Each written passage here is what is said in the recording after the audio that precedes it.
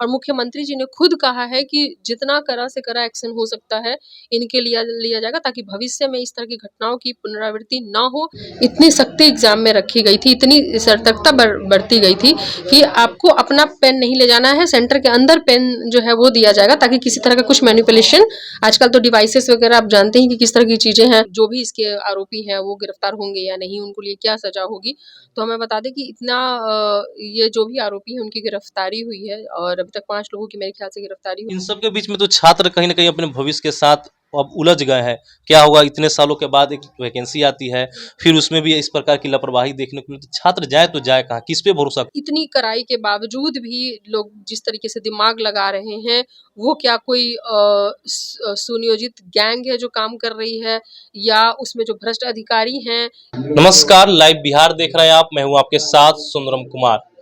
बिहार में एक बार फिर से एग्जाम हुआ बीएसएससी का और पेपर लीक हो गया। जितने अभ्यर्थी थे, लगभग 9 लाख अभ्यर्थी इसमें अप्लाई किए थे और 8 साल 10 साल के बाद कोई परीक्षा हो, तैयारी के बावजूद अगर क्वेश्चन पेपर लीक हो जाए और अभ्यर्थी को जो है ट्रेन के डब्बों में भर भर के एक जगह से दूसरी जगह एग्जाम देना जाना पड़े और उसके बाद पता चला कि एग्जाम पेपर लीक हो गया, तो ऐसे में बहुत सारे सवाल उठ रहे हैं। आंदोलन को लेकर के भी सवाल उठ रहे हैं कि आप विद्यार्थी लोग एक साथ आंदोलन करेंगे।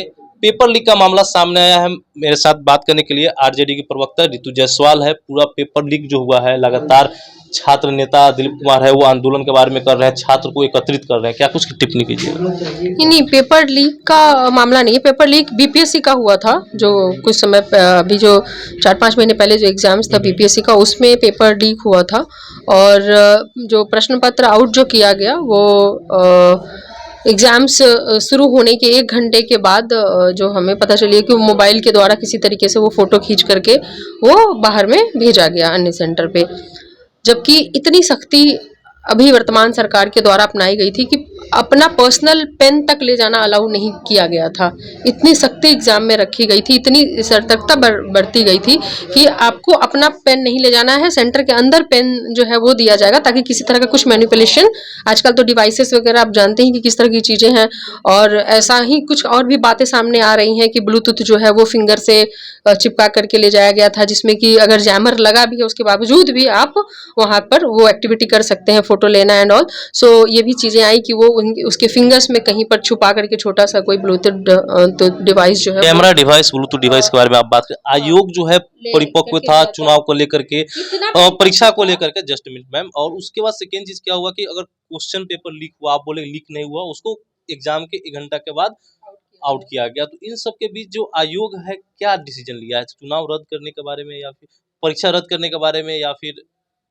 देखिए, अभी तक जो हमारे जो हमें पता चली है बातें कि जो मुख्य जो उन लोग उठा रहे थे प्रश्न कि भाई जो भी इसके आरोपी हैं वो गिरफ्तार होंगे या नहीं, उनको लिए क्या सजा होगी। तो हमें बता दें कि इतना ये जो भी आरोपी हैं उनकी गिरफ्तारी हुई है और अभी तक 5 लोगों की मेरे ख्याल से गिरफ्तारी हो चुकी है। और मुख्यमंत्री जी ने खुद कहा है कि जितना कड़ा से कड़ा एक्शन हो सकता है इनके लिया जाएगा, ताकि भविष्य में इस तरह की घटनाओं की पुनरावृत्ति ना हो। ताकि अभी आप देखेंगे कहीं और पे भी, शायद राजस्थान में भी 2 दिन पहले कुछ पेपर लीक का मामला आया, और अभी जिस तरीके से 4-5 महीने पहले बीपीएससी के पेपर लीक का मामला आया था।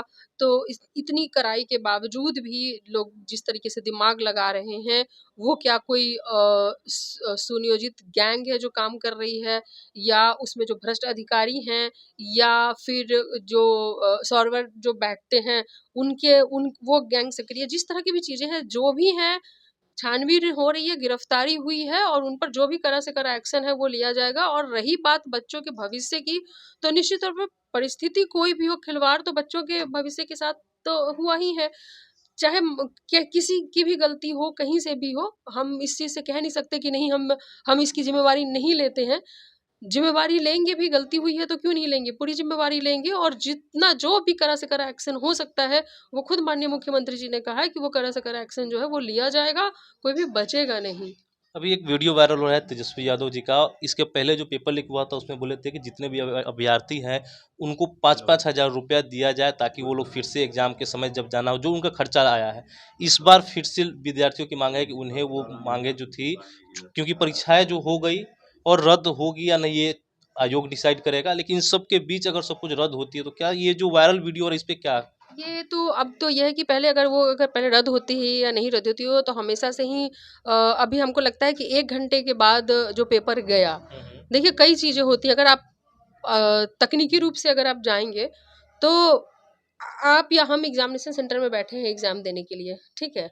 और एग्ज़ाम के दौरान अगर मेरे पास मैं एग्ज़ाम दे रही हूँ और मेरे पास मोबाइल नहीं है, बात समझिएगा। तो जब मेरे पास मोबाइल या कुछ चीज़ें है ही नहीं तो मेरे पास वो प्रश्न पत्र तो पहुँचा ही नहीं। और अगर पहुँच भी गया, सबसे पहली बात कि स्ट्रिक्टली जहाँ मना था वहाँ अलग दिमाग लगाया गया, और जहाँ पर मतलब इतने स्ट्रिक्टनेस के बाद अगर प्रश्न पत्र किसी न किसी तरीके से समहाउ खींच करके 1 घंटे के बाद अगर वो उसको कहीं पर भेजा गया, तो अब वो प्रश्न पत्र अगर अगर उसके लिए तो ज़रूरी है कि जो परीक्षार्थी बैठे हैं वहाँ पे उनके पास भी मोबाइल हो ताकि वो देख पाएँ। और भाई तो फिर जो वो प्रश्न पत्र वो देखेंगे तो वो तो खुद उनके पास परीक्षा में जो बैठे उनके पास वो प्रश्न पत्र ऑलरेडी ये मैम होगा ना। साबित कैसे हुआ कि ये ठीक है 1 घंटा के बाद सामने आया? ये भी तो हो सकता है कि पहले से ही कुछ जोन ये तो जांच का विषय है। कुछ ग्रुप बना हो, वहाँ पे सेटिंग होता है, अगर वहाँ पे पहुँच गया हो, वो बच्चे तैयारी कर लिए और बाद में फिर वहाँ से वायरल हुई हो, ये भी तो हो सकती है। हाँ, तो निश्चित तौर पे इसी के लिए तो फिर जो गिरफ्तारी हुई है उनसे गहन छानबीन होगी, पूछताछ होगी, और इसमें बताया जा चुका है कि कोई बचेगा नहीं। और हमारी सरकार की कितनी ज़्यादा इसमें रही है सतर्कता, इस बात से मैंने एक एग्जांपल दिया कि अपना अपना पेन तक ले जाना मना था, जैमर लगा था, मोबाइल फ़ोन आप लेकर के नहीं जा सकते थे। उसके बावजूद भी इसमें कौन लोग हैं, कैसे लोग हैं, जो भी हैं, किसी पर्टिकुलर गैंग के द्वारा हो रहा है या भ्रष्ट अधिकारी कहीं पर मिले हुए हैं, हम आपको चैनल के माध्यम से सरकार की तरफ से ये कहना चाह रहे हैं कि कोई भी जो है वो बचेगा नहीं, और इस तरह की पुनरावृत्ति करने से पहले 1000 बार सोचेगा कि इस तरह की चीज़ें हों। इन सब के बीच में तो छात्र कहीं न कहीं अपने भविष्य के साथ अब उलझ गए हैं।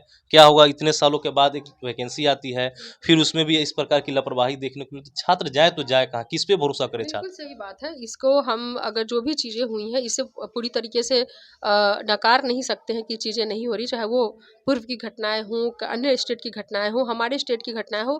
बच्चे तो वही हैं जिनका अपना भविष्य जिनको अपना भविष्य बनाना है, सँवारना है, उनमें उन बच्चों का क्या ही दोष है। लेकिन कुछ लोगों की वजह से सारी चीज़ें बदनाम होती हैं, वैसे बच्चों का भविष्य ख़राब होता है। वो कुछ लोग कौन हैं, उनको कड़ी से कड़ी सज़ा देने का वक़्त है, ताकि भविष्य में कभी भी किसी भी बच्चों के भविष्य के साथ खिलवाड़ ना हो सके। इसके लिए बहुत ज़रूरी है कि सरकार इसके लिए सख्त से सख्त कदम उठाए वैसे लोगों के लिए। चलिए तो देखिए बीएसएससी का जो पेपर लीक हुआ था उसको लेकर के राजनीतिक जो गलियाँ है उसमें हलचल तेज है। हर एक पार्टी जो है विपक्ष जो है वो सत्ता पक्ष पे हमला बोल रहा है और बोल रहा है कहीं न कहीं सत्ता पक्ष की लापरवाही की वजह से एक बार फिर से पेपर लीक हुआ और सरकार जो है वो परीक्षा कराने में सफल नहीं रही। इन सब के बीच क्या कुछ आगे होगा आपको हम अपडेट देते रहेंगे। बने रहिए हमारे साथ, देखते रहिए लाइव बिहार। धन्यवाद। लाइव बिहार यूट्यूब पर सब्सक्राइब और फेसबुक पर लाइक जरूर करें।